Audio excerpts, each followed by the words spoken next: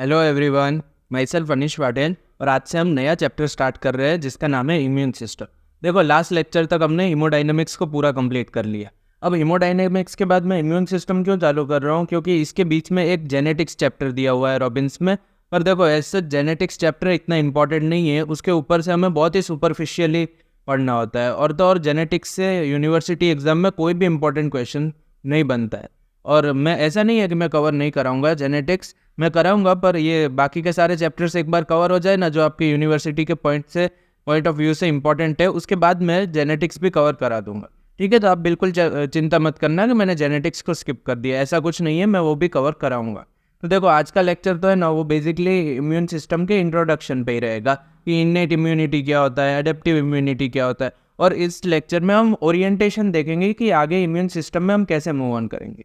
देखो, innate immunity है ना, ये हमारे पास बर्थ से प्रेजेंट है, और एडेप्टिव इम्यूनिटी है वो हम लाइफ टाइम में एक्वायर्ड करते हैं। इसीलिए इन्नेट इम्यूनिटी है वो फर्स्ट लाइन ऑफ डिफेंस बन जाती है, क्योंकि ये बाय बर्थ हमारे पास प्रेजेंट है। और एडेप्टिव इम्यूनिटी है वो सेकेंड लाइन ऑफ डिफेंस बन जाती है। फिर देखो, लैग टाइम मतलब क्या होता है कि कोई भी इम्यूनिटी हो, इन्नेट इम्यूनिटी हो या एडेप्टिव इम्यूनिटी, उसको कितना टाइम लगता है एक्टिवेट होने में, उसे हम लैग टाइम बोलते हैं।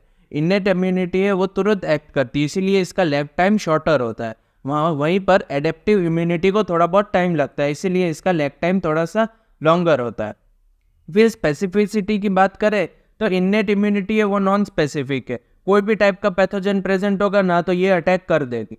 पर एडेप्टिव इम्यूनिटी है ना, वो हाईली स्पेसिफिक है, क्योंकि ये हमने लाइफ टाइम में एक्वायर्ड की है। और लाइफ टाइम में कैसे एक्वायर्ड करेंगे, जब हमें पहले कोई इन्फेक्शन हुआ हो या एक्सपोजर हुआ हो उस माइक्रोब से, तब हम ये एक्वायर्ड करेंगे इम्यूनिटी को, इसीलिए ये बहुत ही स्पेसिफिक होती है। फिर देखो, ये एक्टिव कब कब होती है। इन्नेट इम्यूनिटी है वो नॉन स्पेसिफिक है और बर्थ से प्रेजेंट है, ये हमेशा एक्टिव ही रहेगी।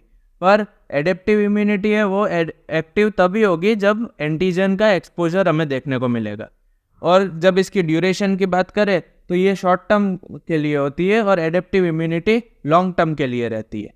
मतलब अब कभी भी दूसरी बार सेम टू सेम एंटीजन से एक्सपोजर होगा ना, तब एडेप्टिव इम्यूनिटी एक्टिवेट हो जाएगी।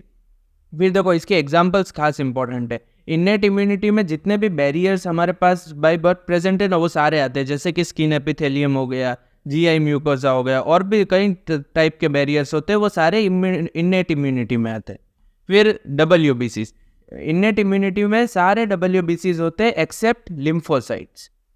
ठीक है, इयोसिनोफिल्स हो गए, बेजोफिल्स हो गए, न्यूट्रोफिल्स हो गए और मोनोसाइट्स हो गए। अब लिम्फोसाइट्स भी तीन टाइप के होते हैं, एक बी सेल्स, टी सेल्स और natural killer cells. Adaptive immunity में बी और टी सेल्स ही होंगे, NK सेल्स है वो भी इन्नेट इम्यूनिटी का पार्ट होंगे। ठीक है, ये ध्यान रखना, इनको ऐसे कंफ्यूज मत करना। देखो, ऐसे याद रखो, all WBCs except lymphocytes form innate immunity, और एडेप्टिव इम्यूनिटी में सिर्फ बी और टी सेल्स ही पार्ट लेंगे, मतलब NK cells automatically innate immunity में आ जाएंगे। ठीक है, अब देखो, एडेप्टिव इम्यूनिटी में बी और टी सेल्स है। अब बी सेल्स है वो प्लाज्मा सेल्स आगे जाके फॉर्म करेगा, और प्लाज्मा सेल्स एंटीबॉडीज फॉर्म करेगा, तो ये दोनों भी ऑटोमेटिकली एडेप्टिव इम्यूनिटी का ही पार्ट है। ठीक है, फिर देखो, इसके अलावा नेचुरल किलर सेल्स है। नेचुरल किलर सेल्स पे पैटर्न रिकॉग्निशन रिसेप्टर्स प्रेजेंट होते हैं, तो अगर नेचुरल किलर सेल्स है वो इन्नेट इम्यूनिटी का पार्ट है, तो फिर पैटर्न रिकॉग्निशन रिसेप्टर्स है, शॉर्ट में इसे PRR बोलते हैं, वो भी इन्नेट इम्यूनिटी का ही पार्ट है। और तो और कॉम्प्लीमेंट्स भी इन्नेट इम्यूनिटी का ही पार्ट है। देखो, अभी इसमें से पढ़ना क्या है, ये सारे हमें बैरियर्स तो पढ़ने नहीं है। फिर एक देखो, कॉम्प्लीमेंट्स हम ऑलरेडी पढ़ चुके हैं, तो अभी हमें पढ़ने का बाकी क्या है, एक नेचुरल किलर सेल्स पढ़ना है और पैटर्न रिकॉग्निशन रिसेप्टर्स पढ़ना है, और उसके बाद एडेप्टिव इम्यूनिटी में हमें ये पूरा पढ़ना है, बी सेल्स भी और टी सेल्स भी। तो अब देखो, बेसिक ओरिएंटेशन समझो कि आज तो ये इंट्रोडक्शन हो गया, इसमें हमने इन्नेट इम्यूनिटी और एडेप्टिव इम्यूनिटी के बीच का डिफरेंस देखा। अब इसके नेक्स्ट लेक्चर से हम कैसे मूव ऑन करेंगे, ये हम इन्नेट इम्यूनिटी पहले स्टार्ट करेंगे, फिर एडेप्टिव इम्यूनिटी की तरफ चलेंगे। और इन्नेट इम्यूनिटी में भी पहले हम NK सेल्स पढ़ेंगे, और फिर एडेप्टिव इम्यूनिटी में बी सेल्स और टी सेल्स की तरफ चलेंगे। ठीक है, तो देखो, आज के लेक्चर को बहुत ज़्यादा हैवी नहीं रखते, इतने में ही कंप्लीट करते हैं। आई होप कि आपको समझ में आया हो, और ये लेक्चर बहुत ही ज़्यादा कुछ टफ नहीं है, मैंने एकदम ओरिएंटेशन ही दिया है इम्यून सिस्टम का। ठीक है, नेक्स्ट लेक्चर से मैं नेचुरल किलर सेल्स स्टार्ट कर दूंगा, और आगे डिटेल में हम पढ़ेंगे। देखो रॉबिन्स से अगर आप पढ़ रहे हो ना, तो रॉबिन्स में इसको बहुत ही ज़्यादा डिटेल में दिया हुआ है। आपको इसमें चूज़ करना आना चाहिए कि आपको क्या पढ़ना है क्या नहीं पढ़ना है। जितना मैं लेक्चर्स में कवर करूँगा ना, उतना आपको पढ़ना ही पढ़ना है। उसके ज़्यादा अगर आपको पढ़ना हो तो आप बेशक पढ़ सकते हैं, पर उसकी ज़रूरत नहीं रहेगी। आप कोई भी एग्ज़ाम देख लेना, उससे बाहर क्वेश्चन नहीं आएगा।